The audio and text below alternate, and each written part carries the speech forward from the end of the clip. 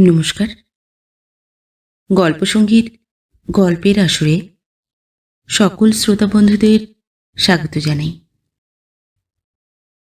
গল্পসঙ্গীত আজকের নিবেদন বিভূতিভূষণ বন্দ্যোপাধ্যায়ের লেখা গল্প ঝগড়া।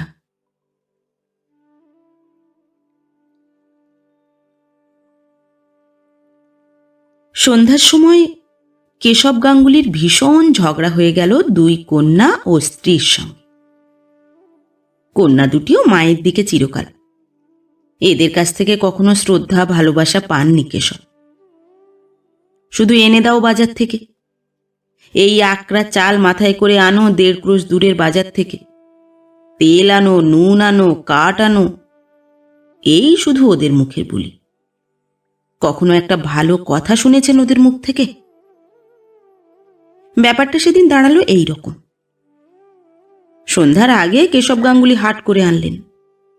তার বয়স 72 বছর। চলতে আজকাল যেন পা কাঁপে, আগের মতো শক্তি নেই আর শরীরে। 2.5 টাকা করে চালের কাঠা। 2 কাঠা চাল কিনে আর তাছাড়া তরি তরকারি কিনে ভীষণ কর্দমময় পিছল পথে কোনো রকমে পড়তে পড়তে বেঁচে গিয়ে কেশব গাঙ্গুলি তো হাটের বোঝা বাড়ি নিয়ে এলেন।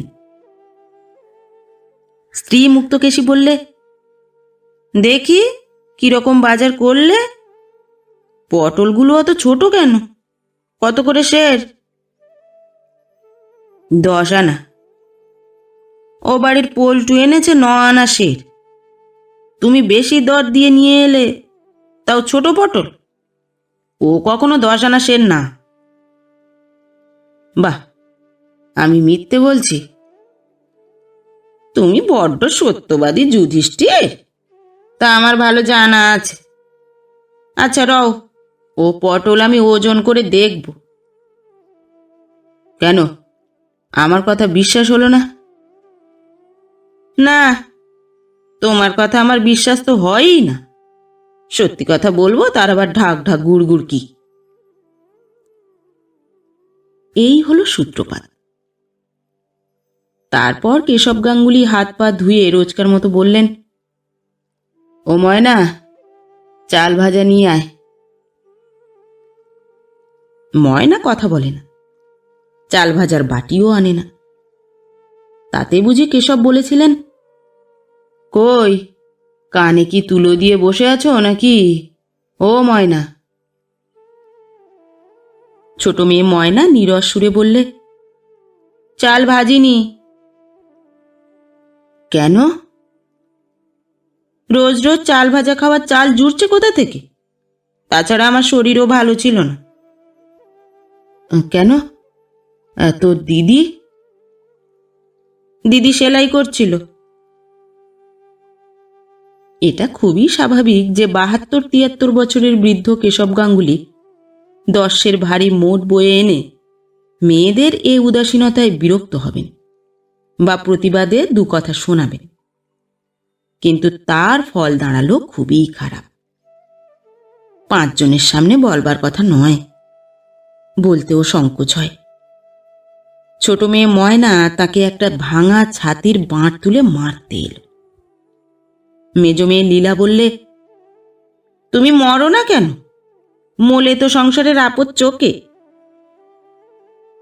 স্ত্রী মুক্তকেশী বললে, অমন আপদ থাকলেও যা, না থাকলেও তা।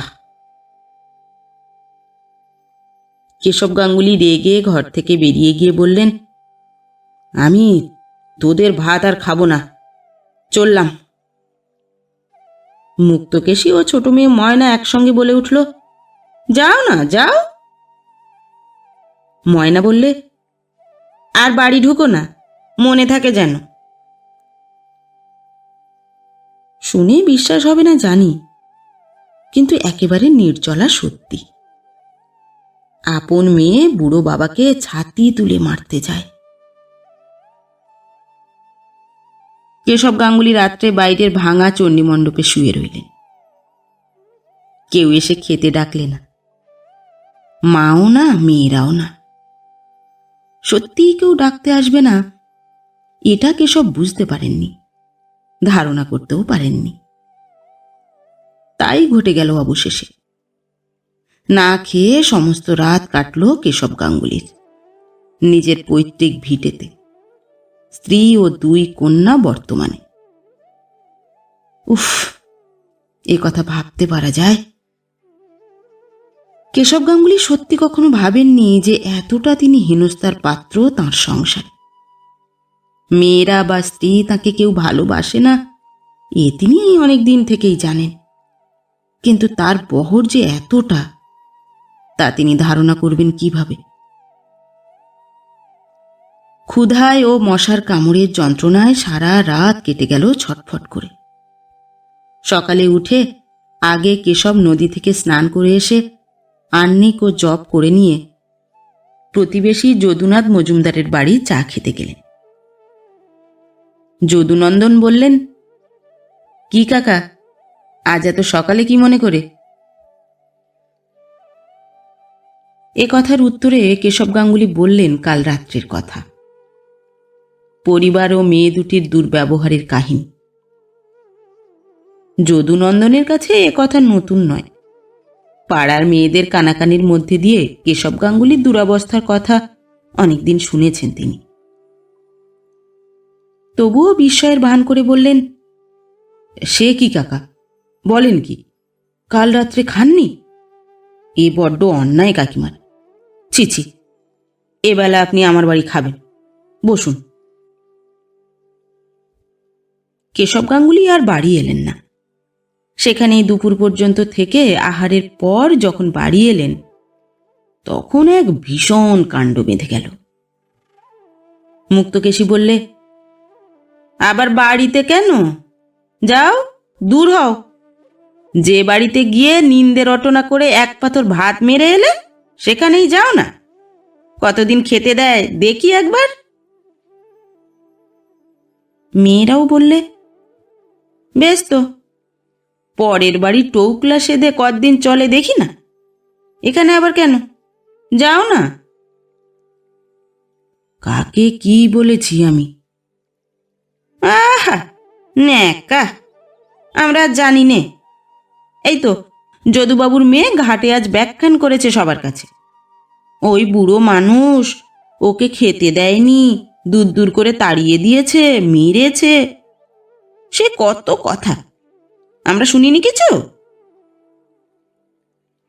তা তো মিথ্যে কিছু বলিনি। মেরেছিলাম তোমাকে আমরা, খেতে দিইনি আমরা?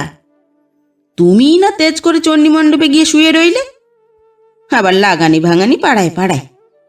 বেশ, লাগাও, লাগিয়ে করবে কি? যাও না, যাও না যেখানে খুশি, আমরা তো বলেছি, বেরো না।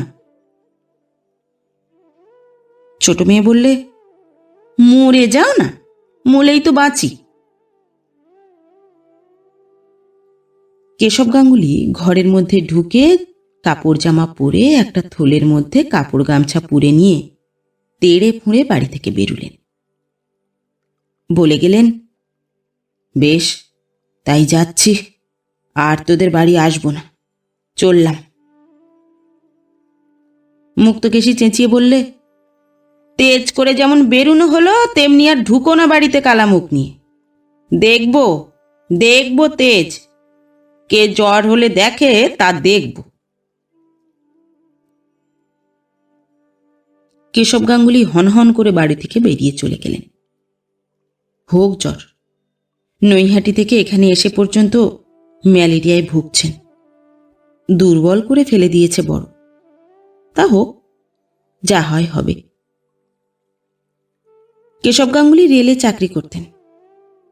চাকুরি থেকে অবসর নিয়ে নৈহাটিতে বাড়ি করেছিলেন, কিন্তু 12-14 বছর বসে খেয়ে প্রভিডেন্ট ফান্ডের সামান্য টাকা যা বাড়ি তৈরির পর অবশিষ্ট ছিল, ক্রমে ক্রমে ফুরিয়ে যেতে লাগলো।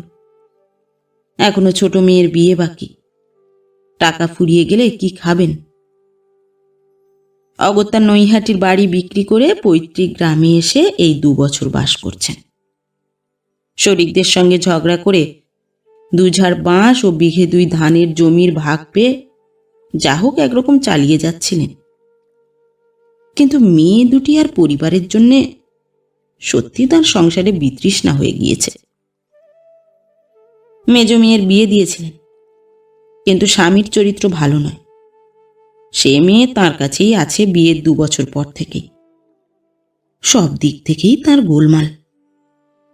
ভেবেছিলেন ছোট মেয়েটার বিয়ে দিয়ে একরকম নির্ঝঞ্ঝাট হবেন, কিন্তু আর সংসারে তার দরকার নেই।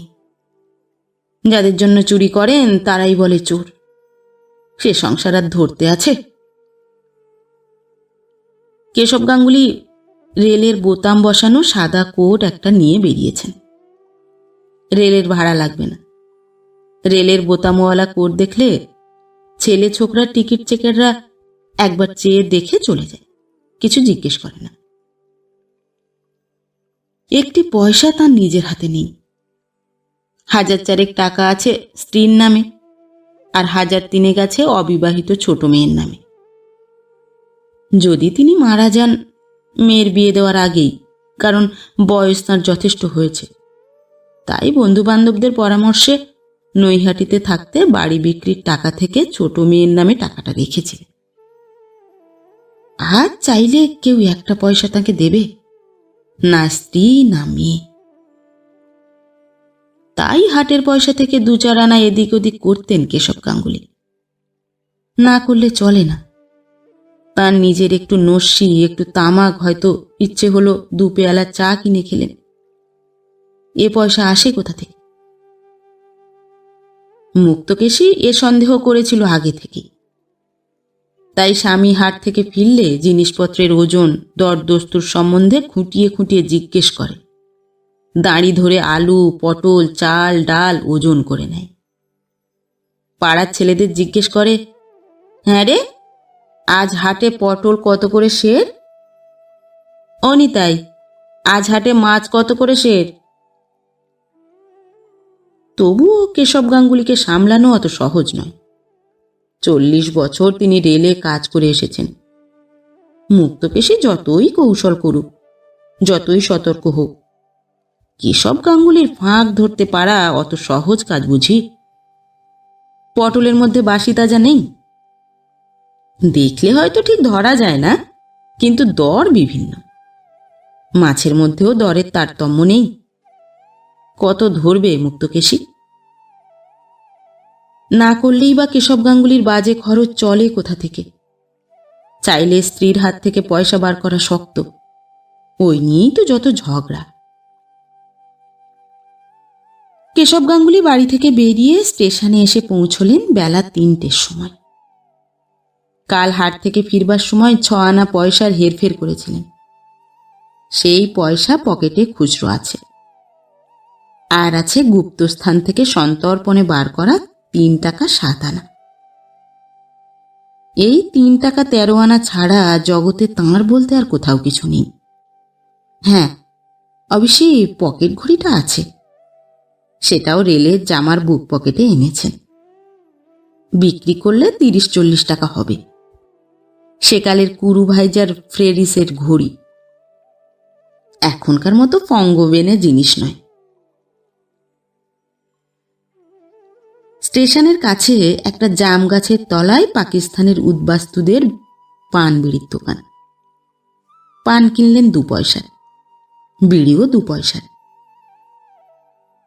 দেশলাই একটা কত? 4 পয়সা। দাও একটা। পান খেয়ে বিড়ির ধোঁয়া টেনে কেশব গাঙ্গুলির শরীরের কষ্ট খানিকটা দূর হল। এতক্ষণ চিন্তা করবার মতো অবস্থা তাঁর ছিল না। তিনি আপাতত যাবেন কোথায় সেটা কিছু ঠিক করেননি। না করেই বাড়ি থেকে বেরিয়েছেন অবশ্যই। এখনো ট্রেনের ঘণ্টাখানেক বিলম্ব আছে। যাবেন কোথায়? যেখানে যান যেতে তো হবে। 3 টাকা 13 আনায় স্বাধীনভাবে খাওয়া কতদিন চলবে? মেয়ের বাড়ি যাবেন? জামাই কাজ করে টিটাগড়ের কাগজের কলে। টিটাগড়েই বাসা। সেখানে যেতে লজ্জা করে। এই গত জ্যৈষ্ঠ মাসে সেখানে গিয়ে 2 দিন ছিলেন। অবশ্যই জামাই ষষ্ঠীর তত্ত্বরূপ নিয়ে গিয়েছিলেন কিছু আম ও দুটো কাঁঠাল। বারবার জামাই বাড়ি যেতে আছে। বিশেষ করে আজকাল রেশনের চালের দিনে কারো বাড়িতেই একবেলার বেশি দুবেলা থাকতে নেই। কি মনে করবে যে কাল পড়েছে। ট্রেন এসে পড়ল।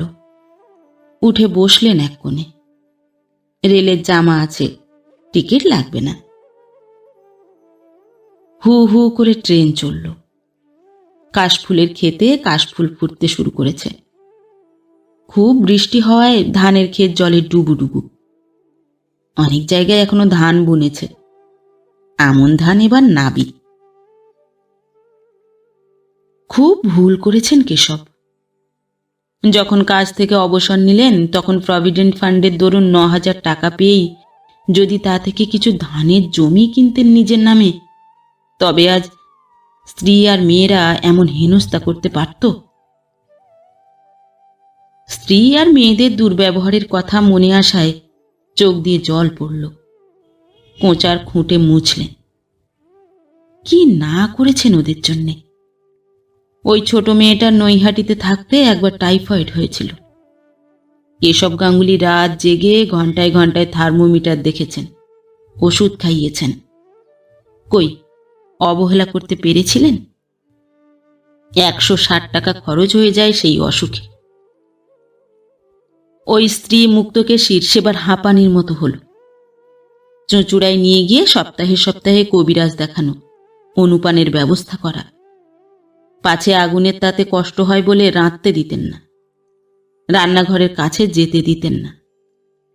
রাত্রে শুয়ে ভাবতেন, এই বয়সে হাঁপানি হলো, মুক্তকেশী বড় কষ্ট পাবে, কি করা যায়।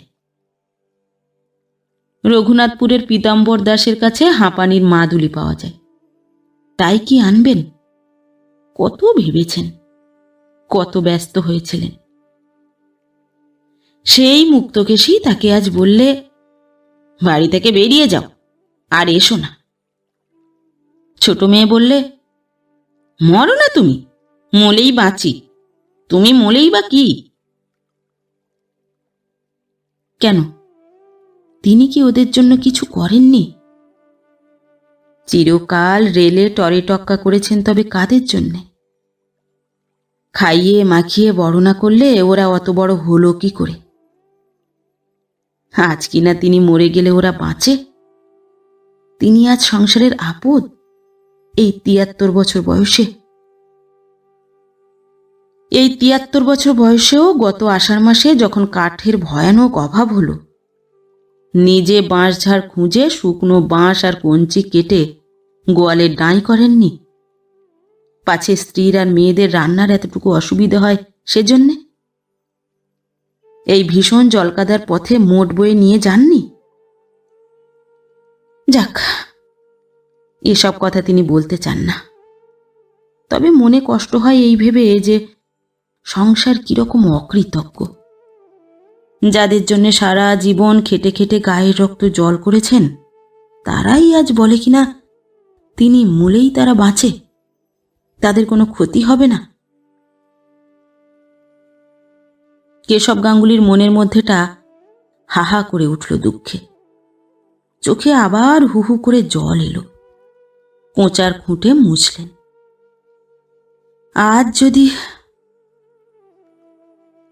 টিকিট। কেশব গাঙ্গুলি মুখ তুলে চমকে চাইলেন। একটি ছোকরা টিকিট চেকের সামনে এসে দাঁড়িয়েছে। কেশব গাঙ্গুলি বললেন, রেলওয়ে সার্ভেন্ট। ছোকরা চলে গেল। বেশ ছেলেটি। ওই রকম একটি ছেলে যদি আজ তার থাকতো, তাহলে ওরা এমন কথা বলতে সাহস পেত না। সবই অদৃষ্ট। ছেলে তার হয়নি, হয়েছিল। তখন তিনি 3 পাহাড় স্টেশনের তারবাবু। ছেলের নাম ছিল শান্টু। প্ল্যাটফর্মে হেলে দুলে চলে বেড়াত। আজও বেশ মনে আছে। তাকে বলতো, বাবা, আমাকে পুরনো টিকিট দেবে? পুরনো টিকিট হাতে পেলেই সে হঠাৎ মুখে পু শব্দ করে ট্রেন ছেড়ে দিত। তারপর ঝকঝক ঝকঝক শব্দ করতে করতে প্ল্যাটফর্মের ধারে ধারে খানিক দূরে মাথা নাড়তে নাড়তে কেমন যেত। টরে টক্কার টেবিলে কাজ করতে করতে তিনি বসে দেখতেন আর হাসতেন। মালকুলি রামদেওকে বলতেন শিশুকে ধরে বাসায় দিয়ে আসতে। শিশু বুঝতে পারত রামদেও তাকে ধরে নিয়ে যেতে আসছে। সে ছোট পায়ে ছুট দিত আর রামদেও পেছনে পেছনে এ খোকা বাবু, এ খোকা বাবু বলে ছুটত। এ দৃশ্য আজও এই এখুনি চোখের সামনে দেখতে পাচ্ছেন কেশব। 1.5 বছর বয়সে শান্টু মারা যায়। আজ 36 বছর আগের কথা। তবুও যেন মনে হয় সেই সাহেবগঞ্জ স্টেশনের প্ল্যাটফর্মে বড় ঘোড়া নিম গাছটার ছায়ায় আজও শান্টু সেই রকম ছুটে ছুটে খেলা করে বেড়াচ্ছে। শান্টু থাকলে আজ বোধহয় এমন কষ্ট কেশব গাঙ্গুলির হতো না। চোখ দিয়ে এবার ঝরঝর করে জল পড়ল। মনের মধ্যে, বুকের মধ্যে কি একটা যেন ঠেলে ফুলে কেঁপে উত্তাল হয়ে উঠল। কেশব জানালা দিয়ে বাইরের দিকে তাকিয়ে রইলেন। একটা রাখাল বালক একটা গরুকে কি নির্দয়ভাবেই না প্রহার করছে। খুব বৃষ্টির জল বেঁধেছে ডোবায়, পুকুরে। এক জায়গায় ছোট ছোট ছেলেমেয়েরা গামছা দিয়ে ছেঁকে কুঁচো মাছ ধরছে। টেলিগ্রাফের তারে একটা কি পাখি বসে রয়েছে। নৈহাটি। কেশব গাঙ্গুলির চিন্তাসূত্র ছিন্ন হয়ে গেল। তিনি তাড়াতাড়ি গাড়ি থেকে নেমে পড়লেন। সন্ধ্যার আর বিলম্ব নেই। এখানে সাবেক বাসা ছিল। 2-4 জন বন্ধুর সঙ্গে আলাপ আছে। তাদের কারো বাড়ি যাবার ইচ্ছে নেই। তবুও না গেলে রাত্রে থাকবেন কোথায় এই অভদ্রা বর্ষাকালে? খাবেনই বা কি? রমাপতির বাড়ি যাবেন? রমাপতি কুণ্ডুর বড় গোলদারি দোকান ও রেস্টুরেন্ট। নাম দি কমলাপতি মডার্ন রেস্টুরেন্ট। রমাপতির বড় ছেলের নাম কমলাপতি। তার ছেলে শান্তি ওই রেস্টুরেন্টে বসে। খুব বিক্রি। 4-5টা ছোকরা চা খাবার দিতে দিতে হিমশিম খেয়ে যাচ্ছে। শান্তি তাকে দেখে বললে, এই যে দাদু, আসুন। দেশ থেকে? ভালো সব? ওরে, ভালো করে গরম জলে ধুয়ে 1 কাপ চা দে দাদুকে। আর কি খাবেন? একটা চপ দেবে? ভালো চপ আছে। না, টোস্ট দি? তবে থাক। কেশব গাঙ্গুলি জানেন এখানে যা খাবেন তার নগদ দাম দিতে হবে এখন। আর একবার এরকম হয়েছিল। তাকে খাতির করছে ভেবে চপ, কাটলেট, ডিম যা নিয়ে আসে তাই খান।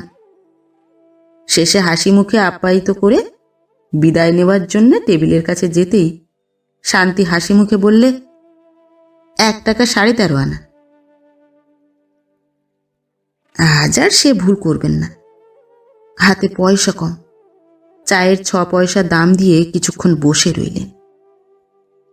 শান্তিকে বললেন, তোমার বাবা ভালো? তোমার দাদু বাড়িতে আছেন? আগে হ্যাঁ। একবার যাবো দেখা করতে। যান না, এখন বৈঠকখানাতেই বসে আছেন। ডাক্তারবাবু আছেন আর শশী কাকা আছেন। আচ্ছা, আসি। কেশব গাঙ্গুলির মনটা খারাপ হয়ে গেল। ব্যবসাদারের চক্ষু লজ্জা নেই। সংসার বড় কঠিন জায়গা। তবুও রমাপতির বাড়িতেই গেলেন। রমাপতি কুণ্ডু তাঁর সমবয়সী। তাকে দেখে খুশি হল। যত্ন করলে খুব। রাত্রে লুচি, তরকারি, মিষ্টি খাওয়ালে। ভালো গদি পাতা নেটের মশারি খাটানো বিছানায় শুয়ে কেশব মশারির চালের দিকে চেয়ে দীর্ঘ নিঃশ্বাস ফেললেন। পরের এমন সুন্দর বিছানাতে কদিন তিনি শোবেন? তাঁর আশ্রয়স্থল তো বৃক্ষতল। এরা না হয় আজ রাত্রেই খাতির করে আশ্রয় দিয়েছে। কেন অপরের অদৃষ্টে এত সুখ থাকে আর তাঁর অদৃষ্টে এমন ধারা? এই তো রমাপতিকে দেখলেন, তার নাতনিরা কত যত্নে বাতাস করতে লাগলো খাওয়ার সময়। খাওয়ার পর এক বড় নাতনি অমলা নাকি রোজ তেল মালিশ করে দাদুর পায়ে। পুত্রবধূরা বাবা বলতে অজ্ঞান। সেটা হয়তো পয়সাওয়ালা বলে। রমাপতির নামেই ব্যবসা, লক্ষপতি লোক। আজ তাঁর হাতে যদি পয়সা থাকতো, তবে কি আর মেয়েটা তাকে অমন কথা বলতে সাহস করত? তিনি নিঃস্ব, কাজেই তাকে হেনস্থা করে। পয়সা এমন জিনিস। কত কি ভাবতে ভাবতে কেশবের ঘুম এলো। একটা বড্ড ব্যথার জায়গা খচখচ করে। যখন তিনি চলে যাচ্ছেন বাড়ি থেকে বেরিয়ে, তখন মেয়েরা কেন দৌড়ে এসে পথ আটকালো না? স্ত্রী কেন ছুটে এলো না? সব মিথ্যে, সব ভুয়ো, সব স্বার্থের দাস। দয়া, মায়া, স্নেহ, মমতা পৃথিবীতে নেই। রমাপতি কুণ্ডু লক্ষপতি, তাই আজ নাতি নাতনি তার পায়ে তেল মালিশ করে, পুত্রবধূরা দুধের বাটি মুখে ধরে। যদি তাঁর টাকা থাকতো, তাঁর আদরও ওই রকমই হতো। সকালে উঠেই রমাপতি কুণ্ডু বললে, গঙ্গা স্নান করবেন না গাঙ্গুলি মশাই? গঙ্গাহীন দেশে থাকেন, গঙ্গা স্নানটা করলে ভালো হতো। দুজনে গঙ্গা স্নান করে এলেন। তারপর রমাপতির ছোট নাতনি তাঁদের দুজনের জন্য শ্বেতপাথরের রেকাবিতে কাটা পেঁপে, কলা, নাশপাতির টুকরো আর সন্দেশ, রসগোল্লা ও চমচম নিয়ে এলো। কেশব গাঙ্গুলিকে বললে, দাদু, আপনার রান্নার জোগাড় কি এক্ষুনি করে দেব, না একটু দেরি হবে? অর্থাৎ এরা গন্ধবণিক, ভাত রেঁধে দেবে না ব্রাহ্মণের পাতে। রাত্রে লুচি খাওয়াতে পারে, কিন্তু দিনে ভাত রেঁধে খেতে হবে। কেশব বললেন, আমি চলে যাব আজ দিদি। রমাপতি কুণ্ডু বললে, সে কি কথা গাঙ্গুলি মশাই, আজ ওবেলা আপনাকে নিয়ে হরিসভায় ভাগবত পাঠ শুনতে যাব ঠিক করে রেখেছি। রমাপতির নাতনি টুনিও বললে, আজ যাবেন কি দাদু? আজ আমরা ওবেলা তালের ফুলুরি, তালের ক্ষীর করব। আপনি আজ চলে যাবেন? কেমন সুখের সংসার, কেমন মিষ্টি কথাবার্তা, মিষ্টি ব্যবহার। লক্ষ্মী যেখানে বিরাজ করেন, সেখানে কি কোনো জিনিসের ত্রুটি থাকে? সারা দিন বড় আনন্দে কাটল। খাওয়া দাওয়ার প্রচুর ব্যবস্থা। সন্ধ্যার দিকে গঙ্গার ধারের হরিসভায় অজামিলের উপাখ্যান শুনতে গেলেন দুজনে। ব্যাখ্যাকারী নবদ্বীপের গোস্বামী বংশের লোক, বড় সুন্দর বোঝাবার ও বর্ণনা করবার ক্ষমতা। ভগবান অমন মহাপাপী অজামিলকে কৃপা করেছিলেন, শুধু বিপন্ন হয়ে সে কাতরে তাকে মৃত্যুকালে ডেকেছিল বলে। তিনি কি এতই পাপ করেছেন? ভগবান নিশ্চয়ই তাকে ঠেলে ফেলে দেবেন না দূরে। কিন্তু কোথায়, কিভাবে স্থান দেবেন ভেবে পাওয়া যাচ্ছে না। আহা, জগতে এত সুখ, এত আনন্দ চারিদিকে, অথচ তাঁরই ভাগ্যে সব এমন হলো কেন? আসবার সময় রমাপতি কুণ্ডুকে বললেন, বেশ আছেন কুণ্ডু মশাই না? আপনার আশীর্বাদে। আমায় একটা চাকরি করে দিন না। কি রকম চাকরি? এই ধরুন, কারো বাড়িতে থেকে ছেলে পড়ানো, কি হাট বাজার করা। পাগল, আমাদের এই বয়সে কি পরের চাকরি করা চলে দাদা? কেন, চিরকাল চাকরি করে এসে বুঝি বাড়ি থাকতে ভালো লাগছে না? তা হোক, বাড়ি বসে ভগবানের নাম করুন গিয়ে। না, বোঝাতে পারলেন না। সব কথা বলা যায় না। কাল এখান থেকে চলে যেতে হবেই। রাত্রে আবার সেই লুচি, মাছ, দুধ, কি খাওয়া দাওয়া এ বাড়ির। কি সব আটপৌরে শাড়ি পরেছে মেয়েরা, বিদ্যুতের আলো, পাখা, কত সুখে আছে, কেমন খাওয়া দাওয়া। মুক্তকেশীকে মেয়েদের কি যত্নে তিনি রেখেছেন। চিরকাল রেলের ঘুপচি বাসায় বাস করে এসেছে। এখন দেশে গিয়ে দুবেলা ধান সেদ্ধ করতে হয়, খাড়ে কেচে কাপড় পরতে হয়। থোড় আর এঁচড়ের তরকারি ছাড়া মাছ মাংস হয় মাসে কদিন। হাতে পয়সা কোথায়? কোনো ভালো জিনিস দিতে পারেন ওদের মুখে আজকালকার বাজারে? লুচি ছিঁড়তে গিয়ে কেশব গাঙ্গুলির চোখে জল এলো। মাছের মুড়ো, কত কাল মাছের মুড়ো খাননি, ওদের খেতে দিতে পারেননি। কি সুখে রেখেছেন ওদের। টুনি বলল, চমচম দুটোই খেয়ে ফেলুন দাদু, গরম লুচি নিয়ে আসি। পরদিন সকালে রমাপতি কুণ্ডুর বাড়ি থেকে চলে গেলেন কেশব। ওরা বলেছিলেন সেদিনটাও থাকতে। কেশব থাকতে চাইলেন না। তাতে দুঃখ ঘুচবে না, একটা চাকরি পেলেও হতো, এখানে সেজন্যই আসা। ওদের বাড়ি থেকে বেরিয়ে গঙ্গার ধারের দিকে চললেন। একটা নির্জন স্থানে বসে কতক্ষণ ভাবলেন। জগতে কেউ কাউকে ক্ষমা করে না।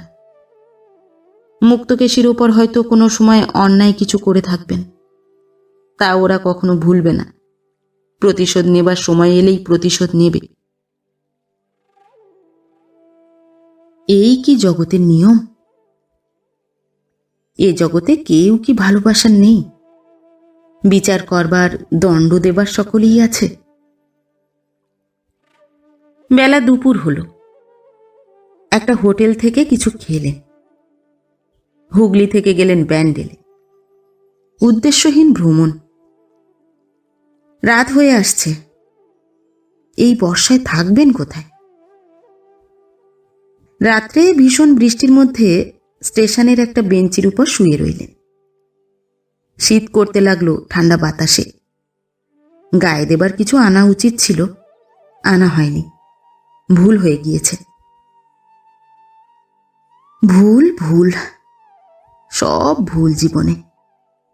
চাকরি করা ভুল, বিয়ে করা ভুল, সন্তান উৎপাদন ভুল, কারো কাছে স্নেহ মমতা আশা করা ভুল, সব ভুল। জীবনটা একটা মস্ত ভুল, একটা মস্ত ফাঁকা, একটা মস্ত ফাঁকি। না, ও সবার তিনি ভাববেন না।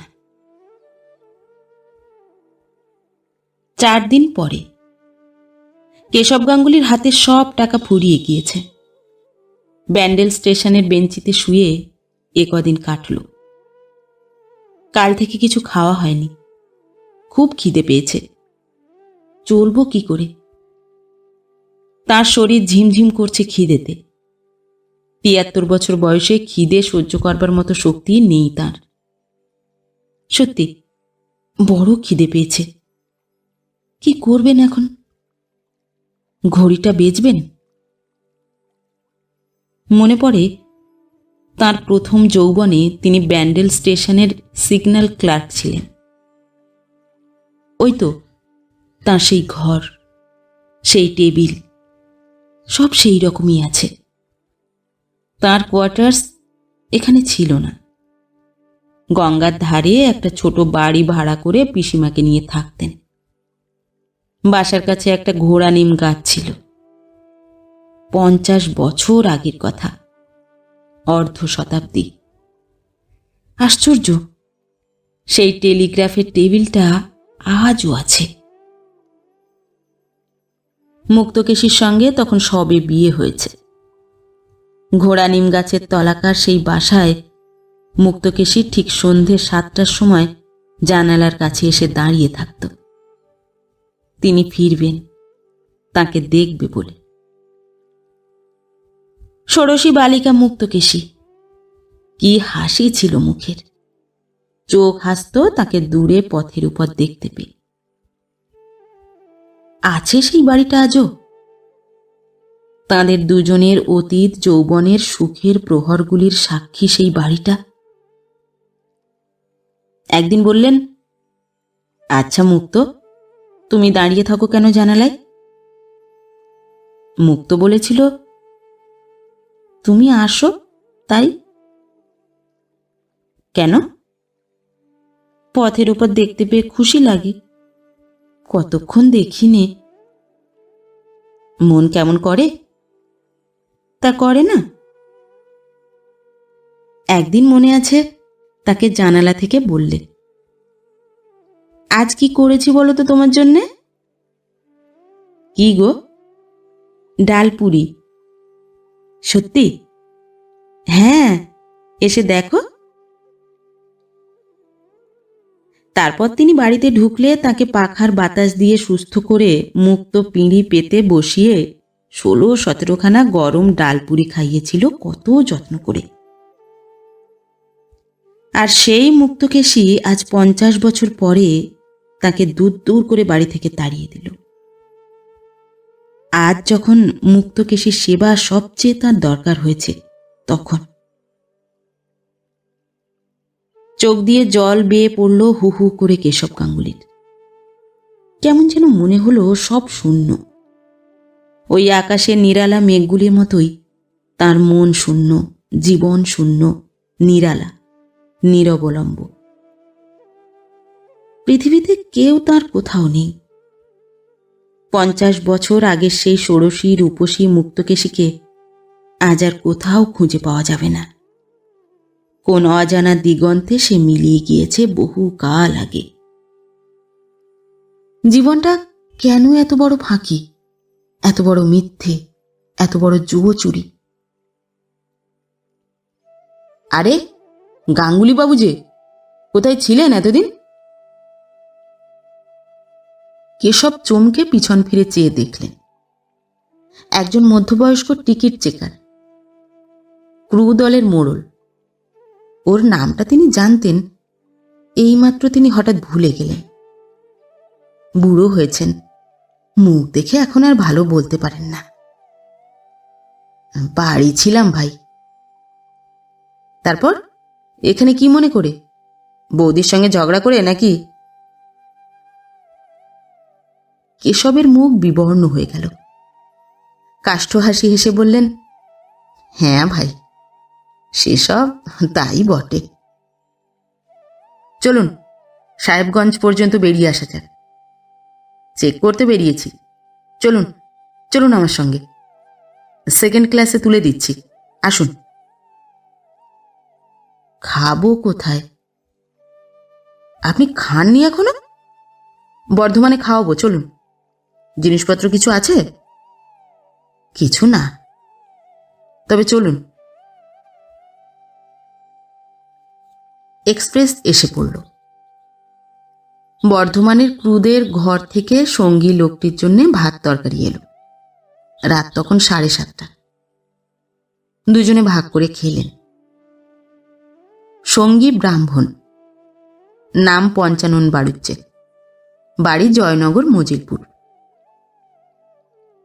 পেট ভরে ভাত খেয়ে কেশব গাঙ্গুলির যেন ধরে প্রাণ এলো। উফ, সোজা খিদেটা পেয়েছিল। কি সুন্দর বর্ষা সজল বাতাস দুদিকের মাঠে বনে বইছে। কুরচি ফুলের সুবাস মাঝে মাঝে আসে বাতাসে।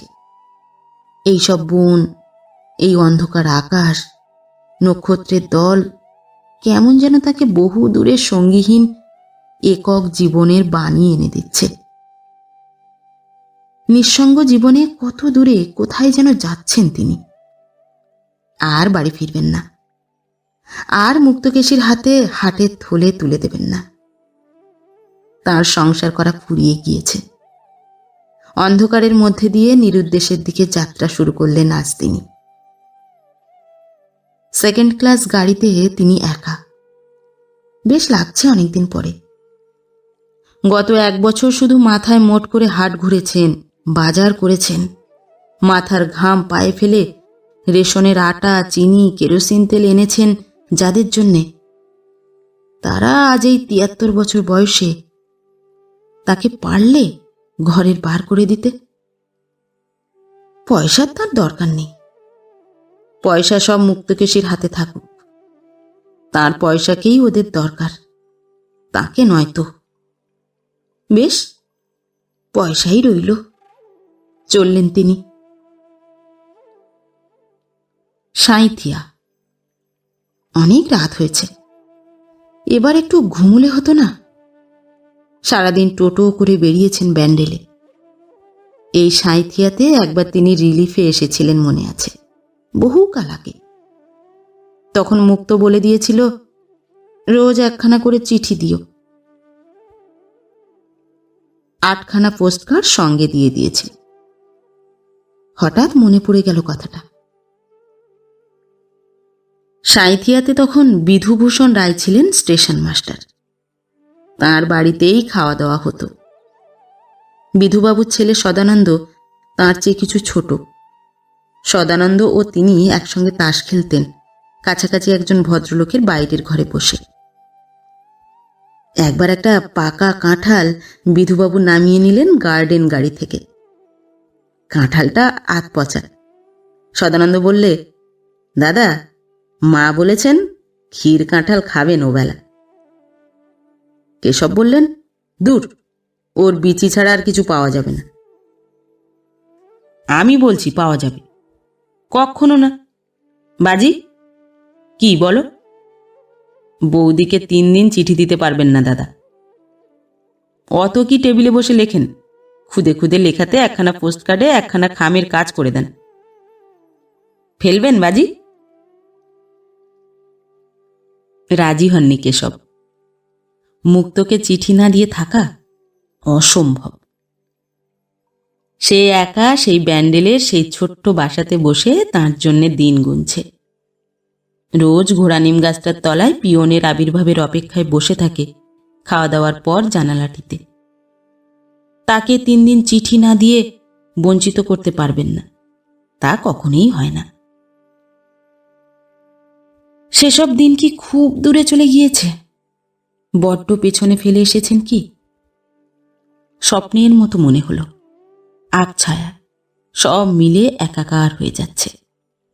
মুক্তকেশী, শান্টু, ব্যান্ডেল, 3 পাহাড়, প্রথম যৌবন, 73 বছরের বার্ধক্য, স্বপ্ন। কাঁদছেন নাকি আবার তিনি? তাই তো, কোটের গলার কাছটায় ভিজে। না না, কাঁদবার কি আছে? বুড়ো বয়সে চোখ পানসে হয়ে যায়, কাঁদবেন কেন তিনি? গাঙ্গুলিবাবু, ঘুমোলেন? অমনভাবে শুয়ে কেন? শরীর খারাপ হয়নি তো? পঞ্চানন চক্রবর্তী ক্রু চলন্ত গাড়ির দরজা খুলে ঢুকল। সাঁইথিয়া থেকে এইমাত্র ট্রেন ছেড়েছে। এসব যেন চমকে উঠলেন। বললেন, না তো। একটু চা খেয়ে নিন আগের স্টেশনে। এত রাত্রে চা? পাগল হয়েছ ভায়া? আমি চা খাইনি এত রাত্রিরে, তুমি খাও। ঘুমোবে না? আরো গোটা কতক স্টেশন পার হয়ে যাক, এখন না, আপনি ঘুমিয়ে পড়ুন। পঞ্চানন চক্রবর্তী ক্রু চলে গেল। গাড়ি ঝড়ের বেগে চলেছে। বাইরে এক পশলা বৃষ্টি হচ্ছে বেশ জোরে। ঠান্ডা হাওয়ার সঙ্গে বৃষ্টির ছাট আসছে জানালা দিয়ে কামরার মধ্যে।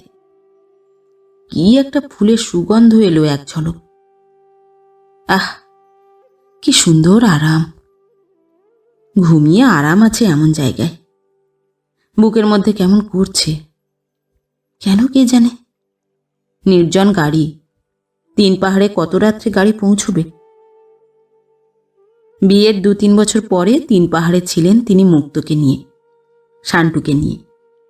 সেই সময়ের কথা কখনো ভুলবেন না তিনি। ব্যান্ডেল আর 3 পাহাড়, জীবনে এই 2 স্বর্গ। 2টি স্বর্গের 2টি অমর কাহিনী তার বুকে লেখা রয়েছে। পঞ্চানন ঘুমিয়ে পড়লে 3 পাহাড়ে তিনি নেমে পড়বেন। তিন পাহাড়ে এই বর্ষাকাল কাটে সেবার। একটা পাহাড়ের উপর কি ঠাকুর ছিলেন। মুক্তও তিনি দেখতে গিয়েছিলেন। মুক্ত বললে, খাবে কি? পাহাড়ের নিচে চড়ুই ভাতি করব। রান্না করতে করতে বৃষ্টি এলো। একটা পাকুর গাছের তলায় রান্না হচ্ছিল।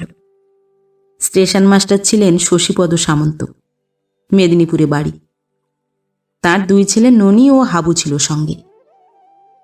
হাবু কাঠ ভেঙে নিয়ে এলো পাহাড়ের উপর থেকে। মুক্ত খিচুড়ি রাঁধতে গিয়ে ধরিয়ে ফেললে। তাই নিয়ে কি হাসাহাসি। পাকুর গাছের গুঁড়ির আড়ালে দাঁড়িয়ে মুক্ত চোখ পাকিয়ে বললে, তুমি খাবে না? কে বলেছে? ননি হাবু বলেছে। বাজে কথা। চমৎকার চড়ুই ভাতি। খেয়ে বলতে পারবেন না যে খিচুড়ি এঁটে গিয়েছে? না গো, বলবো না, দিয়েই দেখো। মুক্ত হিহি করে হেসে উঠে বললে, ও পেটুকের পাল্লায় পড়লে খিচুড়ি হাঁড়ি কাবার হবে, তা বুঝতে পারছি। বসো, বসে যাও। ভালো স্বরের ঘি এনেছি খিচুড়ি দিয়ে খাবে বলে। কিন্তু সত্যি ধরে গেল বলে মনটা খারাপ হয়ে গিয়েছে। পাগল, দিয়েই দেখো না। মন খারাপ করতে হবে সেজন্যে নয়, আরো বেশি করে রাঁধুনি কেন সেই জন্যে। বেশ, খাও না, আবার না হয় চড়িয়ে দেব। মনে আছে সেই পাহাড়ের ওধারে কোথায় ছিল কদম ফুলের গাছ। ননি প্রথমে নিয়ে এলো একগুচ্ছ। মুক্ত বললে, বাহ, চমৎকার, খোঁপায় গুঁজব। তারপর চুপি চুপি বললে, কিন্তু সে ফুল তোমায় নিজের হাতে তুলে এনে দিতে হবে। ঠিক এনে দেব, খাওয়া যাক, যাবার সময় নিয়ে আসব। 50 বছরের পার থেকে সেই প্রথম যৌবনের ফুটন্ত কদম ফুলের সুবাস আজকের এই বর্ষা সজল বাতাসে বৃষ্টির ছাটের সঙ্গে যেন ভেসে আসে। সে বর্ষা দিনের সুন্দর অপরাহ্নটি, পাহাড়ের নিচে সেই পাকুর গাছটি আজ স্বপ্ন হয়ে গিয়েছে। সে মুক্তকেশীও। কখন যেন মুক্ত এসে ওর শিয়রে দাঁড়ালো। সপ্তদশী তরুণী সুন্দরী মুক্তকেশী। হাসিতে মুক্তোর মতো দাঁতগুলি ঝকঝক করছে যেন। স্নেহ ভরে মাথার চুলে হাত বুলিয়ে বললে, তুমি কদম ফুল এনে দেবে তো? তুমি এনে দিলে আমি খোঁপায় পরব। ভুলো না যেন, ভুলো না। তারপর আবার চোখ নিচু করে বলছে, রোজ একখানা করে চিঠি দিতে হবে, কিন্তু আমি থাকতে পারবো না। সত্যি বলো, আমাকে ছুঁয়ে দেবে তো? পরক্ষণেই বিরল দন্তি পক্ককেশী বৃদ্ধা মুক্তকেশী হাঁটুর উপর গামছা পরে তাকে ঝাঁটা উঁচিয়ে মারমুখী হয়ে বলছে, বেরো, বেরো, আপদ, দূর হও বাড়ি থেকে। মলেই বাঁচি, মরণ হবে কবে তোমার? জম নেয় না কেন? ঘুমের মধ্যেও চমকে উঠলেন কেশব। মস্ত একটা ঝাঁকুনি লাগলো গাড়িটায়। অনেক রাতে তিন পাহাড় স্টেশনে এসে গাড়ি দাঁড়ালে তিনি নেমে পড়লেন। দৌড়ে ছুটে গেলেন প্ল্যাটফর্মের পশ্চিম প্রান্তের সেই বুড়ো ঘোড়া নিম গাছটার দিকে।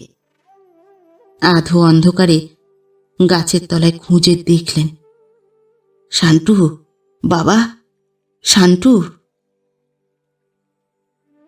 আজ কোথায় গেল খোকা? 50 বছর আগে সে এই ঘোড়া নিম গাছটার তলায় যে খেলা করত। যেন শান্তি পেলেন কেশব গাঙ্গুলি যৌবনের হারানো দিনগুলোর মধ্যে আবার ফিরে এসে। তিন পাহাড়ের নির্জন প্রান্তরে, প্ল্যাটফর্মে, অন্ধকার আকাশের তলায় এসে তিনি আবার 26 বছরের যুবক কেশব গাঙ্গুলি, এই স্টেশনের তার বাবু। বুকে কত আশা, কত বল, কত উৎসাহ, চোখে কত স্বপ্ন। তার খোকা শান্টু আছে কাছে, তার তরুণী মা মুক্তকেশী আছে। সব তিনি ফিরে পেয়েছেন। শান্টু, আয়, আমার কোলে আয়। রামদেও এখন তোকে বাসায় নিয়ে যাবে না, খেলা করে বেড়া প্ল্যাটফর্মে। প্ল্যাটফর্মের ঘোড়া নিম গাছটার তলায় দুদিন কেশব গাঙ্গুলি শুয়ে রইলেন। নির্জন স্টেশন, বিশেষ কেউ লক্ষ্য করত না। সত্যি কি অপূর্ব আনন্দে কাটল এই দুটো দিন। সব ফিরে পেয়েছিলেন আবার, 50 বছর আগেকার হারানো সব দিনগুলি। তিন পাহাড়ের বিহারি স্টেশন মাস্টার একদিন কুলিদের কাছে খবর পেলেন কে এক বুড়ো বাঙালি বাবু জ্বরে বেহুঁশ অবস্থায় নিমগাছটার তলায় শুয়ে আছে। কোনো পরিচয় পাওয়া গেল না তখন রোগীর কাছে। আরও দুদিন পরে স্টেশনের মুসাফিরখানায় লোকটি মারা গেল জ্বরের তাড়নায় এবং হৃদযন্ত্রের ক্রিয়া বন্ধ হয়ে। তখন মৃত ব্যক্তির শিয়রের তলা থেকে রেলের বোতামযুক্ত কোড বার হওয়াতে চারধারে জানাজানি হল এবং ক্রুম্যান পঞ্চানন চক্রবর্তী এসে পড়ে সব পরিচয় দিলে। কিন্তু সে দেশের ঠিকানা কিছুই জানেন না, দিতেও পারলে না কোনো খবর। ব্যান্ডেল স্টেশনে দেখা হয়েছিল এই পর্যন্ত, কোথায় থাকতেন সে তখন বলতে পারলে না। আরও কয়েকদিন পরে মুক্তকেশী ও মেয়েরা টেলিগ্রাম পেয়ে এসে পড়লেন যেদিন তিন পাহাড়ে, তার কয়েকদিন আগে কেশব গাঙ্গুলির অস্থি কখানা সকরিগলি ঘাটের গঙ্গায় স্থান পেয়ে গিয়েছে রেলের বাবুদের সহযোগিতায়। মুক্তকেশী শুধু ফিরে পেলেন কুরু ভাইজার ফ্রেরিসের সেই ঘড়িটা।